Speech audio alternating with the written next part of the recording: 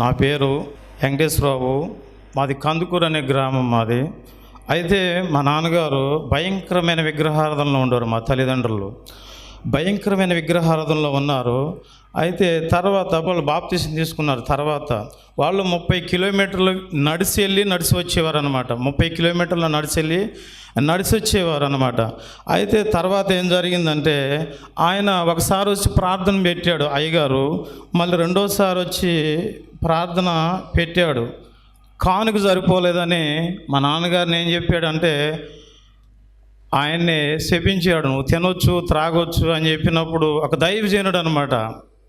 వాళ్ళు ఎంతో ప్రయాసపడి 30 కిలోమీటర్లు నడుచుకుంటూ వస్తున్నప్పటికి కూడా ఆయన ఏం చేశాడంటే, కొంచెం తక్కువైంది కానుక, శపించాడు. మా నాన్నగారు త్రాగుడికి బానిసయ్యాడు. తర్వాత వ్యభిచారానికి బానిసయ్యాడు. తర్వాత ఇంట్లో భయంకరమైన పరిస్థితి. ఆ ఇంట్లో ఎవరికి సమాధానం ఉండేది కాదు. ఒక మాంత్రికుని తీసుకొచ్చాడు. ఇంట్లో పెద్ద బొమ్మనేసాడు. మేము చాలా చిన్నగా ఉన్నాం అప్పుడు. పెద్ద బొమ్మనేసారు. దాన్ని దాటాలి, మా ఇంట్లో ఉన్న చీకటంతా పోవాలని ఆ భయము అనే ఊబిలో ఉన్నాడు బాగా. ఆ ప్రార్థన వదిలేశాడు. ఆ త్రాగుడికి బానిసయ్యాడు, వ్యభిచారానికి బానిసయ్యాడు. చివరికి మాంత్రికుల్ని తీసుకొచ్చి పెద్ద బొమ్మనేసాడు. భయంకరమైన పరిస్థితి. ఆ బొమ్మను చూస్తుంటే నాకు గుండెలంతా కదిలిపోతున్నాయి. ఏం చేయాలో అర్థం కావట్లేదు. భయం, విపరీతమైన భయం వేస్తూ ఉన్నది. ఆ దాటాలంట, ఆ దాటితే మాలో ఉన్నదంతా వెళ్ళిపోయిద్దని చెప్పారు. కానీ అయినప్పటికీ కూడా ఆ రీతిగానే కొనసాగుతూ ఉన్నారు. అయితే వారు ప్రార్థన చేస్తూ ఉన్నారు. నేను ప్రార్థన చేసేవాడిని కాదు. నాకు ప్రార్థన అన్నా, పాస్టర్లు అన్నా మహా చికాకు అన్నమాట. వాళ్ళంటే నాకు నచ్చేది కాదు. ఆ దేవుడు మంచోడు కాదని అనుకునేది. నేను ఎలా ఉండేదంటే, స్మోకింగ్ చేసేవాడిని, నా ఇష్టానుసారంగా సినిమాలు చూసేవాడిని, వ్యర్థమైన సీడీలు చూసేవాడిని, నా ఇష్టానుసారంగా ప్రవర్తించేవాడిని. నాలో నేను ఉండేవాడిని కాదు. నా మీద భయంకరమైన చీకటి శక్తుల ప్రభావాలు ఉండే. మా నాన్నోళ్ళు అప్పటికి కూడా ప్రార్థన చేస్తూనే ఉండేవాళ్ళు. ఇటు ఈ పని చేస్తూ ఉండేవాళ్ళు, ఇటు ప్రార్థన చేస్తూ ఉండేవాళ్ళు. కానీ వాళ్ళు అలాగే కొనసాగుతూ ఉన్నారు. తర్వాత కొన్ని సంవత్సరాలకి నేనేం చేశానంటే, బాప్తీసం తీసుకున్నాను నేను. సరైన క్రమం ఈ బాప్తీసం తీసుకుంటే, ఎందుకంటే ఈ చీకటి నాలో ఉన్నదంతా పోయిద్ది కనుక నేను మంచివాడుగా ఉంటాను. ఈ మారు మనసు రక్షణ గురించి, పాప క్షమాపణ గురించి నాకు తెలియదు. ఆయన కూడా 3 రోజులు ఫాస్టింగ్ ఉన్నాను, ప్రార్థన చేసుకున్నాం, బాప్టిజం తీసుకున్నాం, కానీ ప్రయోజనం లేదు. నాకు వస్తున్న ప్రాబ్లంను బట్టి అయ్యగారు అమ్మగారితో చెప్తుంటే ఏమీ రెస్పాండ్ అనేది. చాలామందికి ఫోన్ చేశాను. ఏ విధంగా అయినా దేవుడి కొరకు నేను నిలబడాలని అనిపించేది. కానీ నేను కొన్ని వందల మంది దగ్గర, పాస్టర్ల దగ్గరకు తిరిగాను, చాలా ఫోన్ కాల్స్ చేశాను. ఎవరు రెస్పాండ్ అయ్యేది కాదు, సరిగ్గా పట్టించుకునేవాళ్ళు కాదు. చాలా ప్రయాసపడ్డాను. ఏ విధంగా అయినా దేవుడి కొరకు బ్రతకాలనుకునేది. ఒక పక్కేమో చీకటి ప్రభావం ఆవరించేది. 1 గంట దేవుడు ఆత్మ ఉంటే 23 గంటలు వాడుతూ ఉండేది. పని అంతా చాలా ఇబ్బందిగా ఉండేది. ఎప్పుడైనా లారీ కింద, బస్సు కింద పడి చనిపోవాలనిపించేది. అర్థమయ్యేది కాదు. ఏం చేయాలో అర్థం కాని పరిస్థితిలో ఉన్నా నేను. ఎవరు నన్ను విడిపిస్తారు అని అనుకున్నాను. తర్వాత ఆ ప్రార్థన, ఇక స్మోకింగ్ యాత్ర ఉండేది. ప్రేయర్కి వెళ్ళినా, బాప్టిజం తీసుకున్నా ప్రయోజనం ఏమీ లేకుండా పోయింది. తర్వాత ఇంకొక కొత్త దేవుడిని ఆహ్వానించాం. అయితే ఈ దేవుడితో కొన్ని సంవత్సరాలు గడిపాం, కానీ ప్రయోజనం లేదు. మంచి దేవుడు వచ్చాడు మన జీవితంలోకి. నా మీదకి దేవుడు వచ్చాడు, మా అన్నయ్య మీదకి వచ్చాడు. ఈ దేవుడైతే బాగున్నాడు అని యేసు ప్రభువుని వ్యర్థంగా బాగా తిట్టాను. చాలా వ్యర్థమైన మాటలు తిట్టాను. ఇదిగో నా రేంజ్ పెరిగిపోయింది, నా స్టేటస్ పెరిగిపోయింది, నేను ఇప్పుడు మంచి ధనవంతుని అవుతాను అనుకున్నాను. ఈ విగ్రహారాధనలో ఉండి అనుకున్నాను. చాలా భయంకరంగా వాళ్ళేమడి తిరిగేది, మాంత్రికులు ఏమడి తిరిగేది, చాలా తాయెత్తులు కట్టించుకునేది. ఏ విధంగా ఏమవ్వాలి, నేను మంచి ధనవంతుని అవ్వాలి, అనేక మందికి బేదలకు ఇవ్వాలని అనుకునేది. ఈ దేవుడు మంచి దేవుడు, మంచి కొత్త దేవుడు దొరికిందని అనుకున్నా. కానీ ఏమో తిరిగి ప్రయోజనమేమీ లేదు. అయితే 2012లో నేను ఆ కంపెనీలో జాయిన్ అయ్యాను. 2012లో. తర్వాత 2010లో ఏం చేశానంటే, 2010లో ఒక విగ్రహం తీసుకొచ్చి దానికి పూజ చేసి బైబిల్ కాల్చేసాను. ఈ దేవుడు లేడు, ఎవరు లేరు, ఈ దేవుడు మంచివాడు కాదని చెప్పేసి బైబిల్ కాల్చేసాను. ఈ దేవుళ్ళకు మించిన దేవుళ్ళు ఈ భూమి మీద లేరు అని చెప్పేసి ఏం చేశాను, బైబిల్ కాల్చేసాను. మొత్తానికి బైబిల్ కాల్చేసి నా ఇష్టానుసారంగా తిరుగుతున్నాను. ఎలా నా ఇష్టానుసారంగా ప్రవర్తిస్తున్నాను. అప్పటికి తిరుగుతున్నాను, వెచ్చలవిడిగా తిరుగుతున్నాను, వ్యర్థమైనవన్నీ చూస్తున్నాను, కానీ ప్రయోజనమేమీ లేదు. ఒక ఆమె చెప్పింది 2012లో, దేవుడు నమ్ముకో బాబు, నువ్వు ఒక సాక్ష్యం. అప్పటికే నేను అన్నీ చూసి వచ్చాను, అయిపోయింది. దేవుడు నమ్ముకో అంటే నువ్వు ఈ దేవుడు నమ్ముకో అని చెప్పాను. దేవుడు అన్నమనుకో చంపేస్తున్నాను చెప్పాను. అవును, దేవుడు అన్నమనుకో చంపేస్తే ఈ దేవుడిని తిరిగి తిరిగి విసిగిపోయి ఉన్నాను నేను. ఈ దేవుడు మంచి దేవుడు కాదు, నా దేవుడు మంచి దేవుడు అని చెప్పేసి చెప్పాను. అయితే ఎందుకు ఆమె చెప్పిన వాక్యం నేను వినాలని చెప్పేసి వెళ్ళాను. దేవుడు ప్రేరేపించిన అప్పటికి కూడా నేను ప్రార్థన చేసుకోవాలనిపించేది, ప్రార్థన చేసేది కొన్ని గంటలు. తర్వాత మళ్ళీ తర్వాత ఎప్పుడు మామూలుగా ఉండేది. ఇది ఇలాగ చాలా సంవత్సరాలు ప్రయాసపడ్డాం. చాలా అక్కడ ఆమె చెప్పిన తర్వాత మళ్ళీ బాప్టిజం తీసుకున్నా. రెండోసారి కాకినాడ దగ్గర తీసుకున్నా. మళ్ళీ ఇంకా మంచిగా ప్రభావితం అవుతానేనని అని చెప్పేసి అనుకున్నా. ఈ పాపాల గురించి ఎవరు చెప్పట్లా నాకు. పాపాల గురించి, మారు మనసు పొందాలి అని ఏం చెప్పట్లేదు. అయితే ఇక నుంచి నేను చూడు ఇంకా మంచుకుంటానని చెప్పేసి అనుకున్నా, కానీ ఏం ప్రయోజనం లేదు. మళ్ళీ ఒక కొత్త పాస్టర్ దగ్గరికి వెళ్తున్నా, ఏమీ ప్రయోజనం ఏమీ లేదు. చూశాను, ఇంకా తెలంగాణలో ఉన్న పెద్ద పెద్ద పాస్టర్స్ అందరూ తెలుసు, వాళ్ళందరినీ కన్సల్ట్ అయ్యాను. చాలా పెద్ద ఫేమస్ అయిన వాళ్ళు అందరి దగ్గరికి వెళ్ళాను. ఎక్కడికి వెళ్ళినా కానీ ప్రయోజనం, మార్గం చెప్పట్లా. అయితే ఇంకో పాస్టర్ కలిసిండి ఇక్కడ ధర్మాజిగూడెం దగ్గర.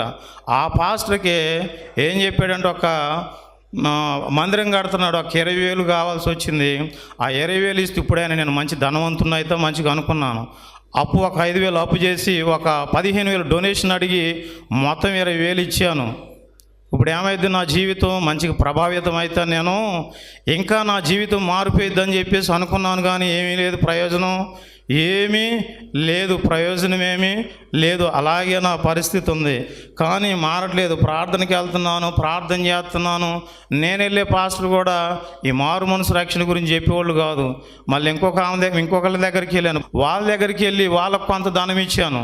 వాళ్ళకు కొంత ధనం ఇస్తే వాళ్ళు ఏమన్నారంటే, నువ్వు ఒక మాంత్రికుడు అన్నారు నన్ను. నాకేం అర్థం కాదు. నేను బాగుపడాలని నేను చూస్తున్నా, ఏ విధంగా అయినా విడిపించబడాలని చూస్తుంటే ఎక్కడికి వెళ్ళినా, ఎవరి దగ్గరికి వెళ్ళినా, ఎంతమందిని 100 మందిని కన్సల్ట్ అయ్యాను, కానీ ఎవరి దగ్గరికి వెళ్ళినా ప్రయోజనం, నన్ను విడిపించేవాడు ఒక్కళ్ళు కనపట్టలేదు. అయితే ఏం చేయాలో అర్థం కావట్లేదు. ప్రార్థన అయితే చేసుకుంటున్నాను. అయితే ప్రార్థన అయితే ఎక్కువ టైమే చేసుకునేది. అయితే దేవుడు చాలాసార్లు దర్శించాడు, కానీ పట్టించుకునేది కదా. మళ్ళీ అదే లోకంలో ఉండేది, కానీ ప్రయోజనకరంగా ఏమీ లేదు. అయితే 2017లో నేను మ్యారేజ్ విషయంలో కూడా ప్రార్థన చేసుకున్నాను. 7 సంవత్సరాలు చేసుకున్నాను. ఒక మంచి అమ్మాయి కావాలి, మరి నా వల్ల ఏం కావట్లేదు, ప్రయోజనం ఏమీ లేదు. నేను సేవ బాగా చేయాలనుకుంటున్నా, కానీ ప్రయోజనం ఏమీ లేకుండా, ఏ విధంగా అయినా దేవుడి కొరకు బ్రతకాలి, యథార్థంగా బ్రతకాలి, హార్ట్ఫుల్గా బ్రతకాలి. నా మీద ఉన్న చాలామంది సేన కంటే ఎక్కువ ఎటు తిప్పుతుందో ఎటు వెళ్తుందో నాకు అర్థం కావట్లేదు. అర్థం కాని పరిస్థితిలో ఉన్నాను. ఎప్పుడు ఏం చేస్తున్నానో నాకే తెలియట్లేదు. 2000 తర్వాత 2017లో మ్యారేజ్ కుదిరింది. మ్యారేజ్ అయింది. అయిన తర్వాత మా మిస్సెస్ వల్ల ముఖర్జీ గారు పరిచయం అయ్యారు. ఈ ముఖర్జీ గారు పరిచయం అయిన తర్వాత చాలామందిని చూశాను నేను. ఈ పాస్టర్ గారి దగ్గర ఏముంటుందని నేను అనుకున్నా. నేను పాటలతో అనేక మందిని ఆకర్షించాలనుకునేది, లేడీస్ని ఆకర్షించాలనుకునేది. వాయిస్ చాలా మంచిగుండేది, ఆకర్షించాలి అని చెప్పేసి అనుకునేది. అయితే ఇక్కడికి రాగానే, కాంపౌండ్లోకి రాగానే బుద్ధి లేనివాడా అని చెప్పేసి ఒక గద్దింపు వచ్చింది బలంగా. నా హృదయం అంతా కదిలిపోయింది ఒక్క దెబ్బకి. ఎంతమంది పాస్టర్లను చూశాను, పెద్ద మేధావులను అందరం చూశాను. ఈ పాస్టర్ గారి దగ్గర ఏముంది, గద్దియంగానే భయం వేసింది నాకు. అయితే ఆయన మాట్లాడినప్పుడు 2018లోనూ మా మిస్సెస్ని చూడటానికి వెళ్ళాను. ఆమె ప్రెగ్నెంట్. అప్పుడు ఆమెను చూడటానికి నేను వెళ్ళాను. నువ్వు ముందు తక్షణం ఎక్కడి నుంచి బయలుదేరాలంది. అరే, నేను నిన్ను చూడటానికి వచ్చాను, నువ్వు ఎక్కడికి వెళ్ళమంటున్నావు? మీటింగ్కి వెళ్ళమంటుంది ఆమె నన్ను. నేను వెళ్ళనంటున్నా. అయితే ఏ విధంగా అయినా మీటింగ్కి వెళ్ళాలని చెప్తే బైబిల్ తీసుకురావట్లా, మీద కోపం. ఇక్కడ మీటింగ్ వచ్చినప్పుడు ఇక్కడ ముఖర్జీ గారి మీద కోపం, ఈ మీటింగ్ ఏంటో, ఎంతోమంది 100 మందిని చూశాను, ఏమేందో మరి ఇంకొక పాస్టర్ అంటున్నాడు, నాకేమీ అర్థం కావట్లేదు, ఈ పాస్టర్ గారు ఏంటో ఏమని షడ్రక్ అంకులకు కలిసా, ముఖం అంతా వికారం అయిపోయింది, ముఖంలో భయంకరమైన చీకటి ఉంది, ఏమీ అర్థం కావట్లా. సరే ఈయన కూడా చూద్దాం, ఒకసారి టచ్ చేద్దాం, ఎంతోమందిని చూసిన ఏదో ఉందని చెప్పేసి అనుకొని వచ్చాను. అయితే అప్పుడు దేవుడు మాట్లాడినప్పుడు నా హృదయం అంతా కదిలించబడింది అన్నమాట. కదిలించబడిన తర్వాత మరి 2018లో అలాగే వస్తాను కానీ ఎప్పుడు బారిపోదామని చూసేది. ఇదేంటి ఇక్కడ ఇంత విచిత్రంగా ఉంది, అక్కడ ఫ్రీడమ్గా ఉండాలి, మంచిగా పాటలు పాడటానికి అవకాశం లేదు, ఏమీ లేదు, నాకు స్వేచ్ఛ లేదు, ప్రార్థన అంటారు, వాక్యం అంటారు, నిద్రపోనీరు, ఏం బానేట్లేదు, ఇదేంటి నాకు ఇది కొత్తగా ఉంది. మరి అనేక సార్లు తిరిగి వచ్చి విసిగిపోయానుగా, ఇది కొత్తగా ఉంది ఇక్కడ నేను చూస్తుంటే. అయితే చాలాసార్లు అంకులు చెప్పారు, అప్పుడు వచ్చి ప్రార్థన చేశారు. నేనేమో అప్పటికే గందరగోళంలో ఉన్నా, నువ్వు సేవకుడు అవుతావు అన్నారు. నేనెందుకు సేవకుడిని అయితేలే, నా సంగతి నీకేం తెలుసులే నేను అనుకున్న లోన.